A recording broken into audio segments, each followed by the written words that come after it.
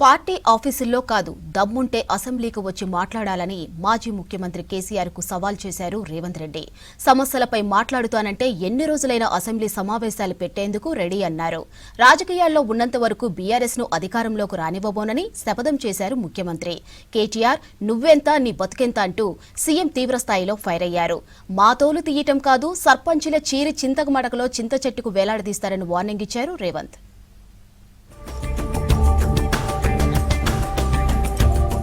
తాను రాజకీయాల్లో ఉన్నంత వరకు కేసీఆర్ ఫ్యామిలీని అధికారంలోకి రానివ్వబోనని శపథం చేశారు ముఖ్యమంత్రి రేవంత్ రెడ్డి.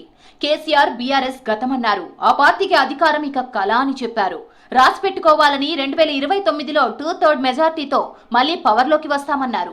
సొంత నియోజకవర్గం కొడంగల్ కోస్గిలో పర్యటించిన సీఎం నూతన సర్పంచులకు సన్మానం చేశారు.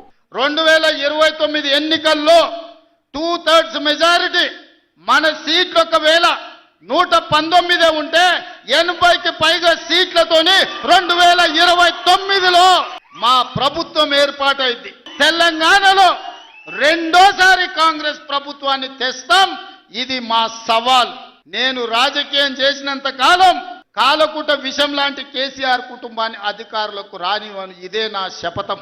పార్టీ ఆఫీసుల్లో కాదు, దమ్ముంటే కేసీఆర్ అసెంబ్లీకి వచ్చి మాట్లాడాలని సవాల్ చేశారు. నీ అనుభవానికి వయసుకు గౌరవం ఇస్తామని, ఎన్ని రోజులు కోరితే అన్ని రోజులు అసెంబ్లీ నడుపుతామని, ఏ సమస్యపై మాట్లాడతావో వచ్చి మాట్లాడాలని కోరారు. ప్రతిపక్ష నాయకుడు నీకు హోదా ఉన్నది. శాసనసభ సమావేశాలు ఏర్పాటు చేసినాం. 29 నుంచి చర్చలు రాబోతున్నాయి. 29 నాడు నువ్వు అడిగి ఎన్ని రోజులు సభ జరుపుదామో, నువ్వు అడిగినన్ని రోజులు అసెంబ్లీ నడిపిస్తా. నువ్వు చెప్పిన అన్ని చర్చ పెడదాం. ముఖాముఖి చర్చ చేద్దాం. వెనకంగా మాట్లాడు వెనక్కి కూర్కుడు కాదు. రాండి, మీరు మొహం చాటేసి ఫామ్ హౌస్లో పడుకొని మీరు ఖాళీగా ఉన్నప్పుడు పార్టీ ఆఫీసులు వచ్చి 10 మంది చెంచాలను పెట్టుకొని ఆ 10 మంది చెంచగాళ్ళ ముందల నువ్వు పొంకనాలు కొట్టుడు కాదు. కేసీఆర్ నా తోలు కాదు, సర్పంచులే నీ తోలు తీస్తారన్నారు సీఎం. చింతమడకలో చీరి చింతకు వేలాడదీస్తారని చెప్పారు. ఫ్యూచర్ సిటీ కడుతుంటే తొక్కా తోలు అని మాట్లాడతారా అని నిలదీశారు. తాను మాట్లాడితే నడుముకు రాయి కట్టుకొని మల్లన్న సాగర్లో దూకుతావని, తనను గెలకవద్దని వార్నింగ్ ఇచ్చారు రేవంత్.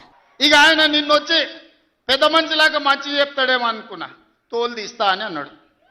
తోలు తీస్తాడంటేనే ఇక నేను చెప్పదలుచుకున్నా. అయ్యేగా నా సంగతి వదులు కానీ మా సర్పంచులు వచ్చిండ్రు. రా, ఏ తోలు తీస్తావురా? నీ తోలు తీసుడు కాదు, నిన్ను చీరి చింత కట్టి చింతమడకల ఏలాడేసి కొడతారో లేదో మా సర్పంచులు. రా, కొడంగల్కి వస్తావా లేకపోతే మమ్మల్ని చింతమడకకు రమ్మంటావా? మా సర్పంచులను దోల్తా.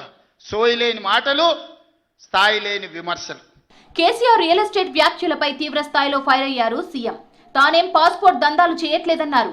మీలా అమాయకులను దుబాయ్ పంపలేదన్నారు. కొడుకేమో రియల్ ఎస్టేట్ పడిపోయిందని అంటుంటే తండ్రేమో రియల్ ఎస్టేట్ దందా అంటున్నాడని అన్నారు. తండ్రి కొడుకులు కళ్ళు కాంపౌండ్ మాటలు బంద్ చేయాలన్నారు రేవంత్. కష్టమంటే తెలిసి రైతులలో నుంచి వచ్చినోని రైతు బిడ్డను. నాతోని తమాషాలు చేయకు. దుబాయ్ పాస్పోర్ట్ బ్రోకర్ల దందా చేయలే, రియల్ ఎస్టేట్ బ్రోకర్ దందా చేస్తుంది ప్రభుత్వం అంటున్నాడు. రియల్ ఎస్టేట్ వ్యాపారం పెంచుతుంది, రియల్ ఎస్టేట్ ఆదాయాన్ని పెంచుతుంది, రియల్ ఎస్టేట్ అభివృద్ధిని తీసుకొస్తుంది. నీ కొడుకేమో హైదరాబాద్లో రియల్ ఎస్టేట్ వాడిపోయిందంటావు. నువ్వు వచ్చేమో ఈ ముఖ్యమంత్రి రియల్ ఎస్టేట్ దందా చేస్తున్నాడు అంటాడు. ఇదేమన్నా పాస్పోర్ట్ బ్రోకర్ల దందానా? నేను ఎవరినేం దుబాయ్కి పంపుతా అని మోసం చేయలే. ఇటు కేటీఆర్ కు స్ట్రాంగ్ వార్నింగ్ ఇచ్చారు రేవంత్. కేటీఆర్ నువ్వెంత, నీ స్థాయి ఎంత అని ప్రశ్నించారు. అయ్య పేరు చెప్పుకొని బతికే నువ్వు నన్ను విమర్శించడం ఏంటన్నారు. ఆయన కొడుకు చెప్తున్నాడు, మైకు ముందలకు వస్తలేడు, ఆయన దాచుకున్నాడు అని. నీ ముఖం ఎప్పుడైనా చూసుకున్నావులా అద్దంలా? పేడమూతి బోడిలింగం, నువ్వు కూడా నా గురించి మాట్లాడతావా? నీవెంత, నీ స్థాయి ఎంత? అయ్య పేరు చెప్పి బతికటోనివి నువ్వు.